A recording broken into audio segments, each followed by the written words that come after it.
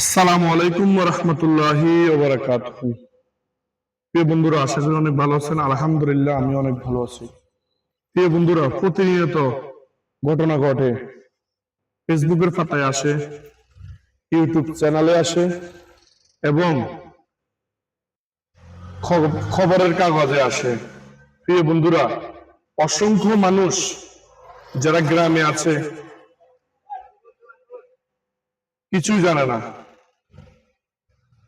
আমি গ্রামের মানুষ হয়ে শুধু গ্রামের মানুষকে কিছু কথা জানান দিই, এই জন্যই জানান দিই। বলতে বলতে আমার অভ্যস্ত হয়ে গেছে, এই জন্য আমি জানান দিই। কেন জানেন? শুধু আমি এবং আমার পাড়া প্রতিবেশী এবং আত্মীয় স্বজন, বন্ধু বান্ধব, আমরা যেন এগুলো শুনি, বুঝে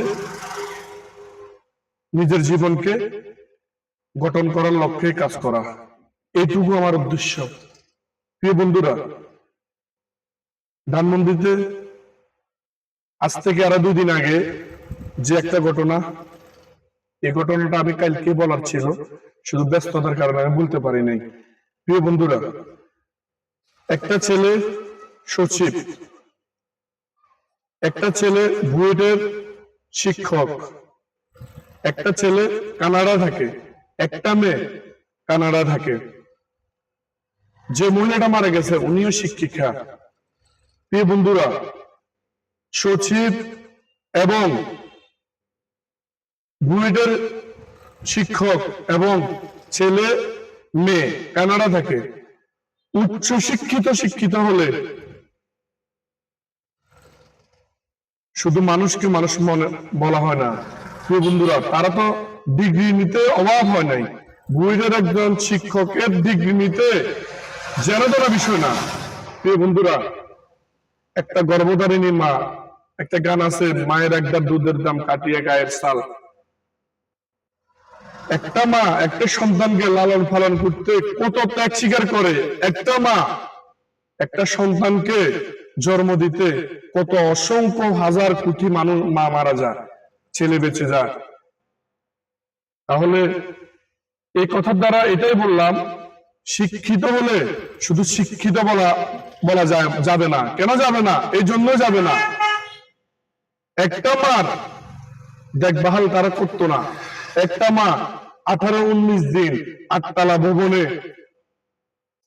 মারা গেল, একটা ছেলে সন্তান মেয়ে দেখভাল করলো না, পচে গলে পোকামাকড় বাইরেতেছে। যে শিক্ষিকা, যে মা মারা গেছে। প্রিয় বন্ধুরা, শুধু এইটুকু জানান দিচ্ছি, মা এমন একজন জিনিস, মাকে ছাড়া দুনিয়া যেভাবে অন্ধকার, মাকে ছাড়া যে দুনিয়াতে বাঁচা যেন সম্ভব না, তেমনি ভাবে মার বরণ পোষণ, মার খানা দানা, চলা ফিরা সবকিছু আপনাকে দেখভাল করতে হবে।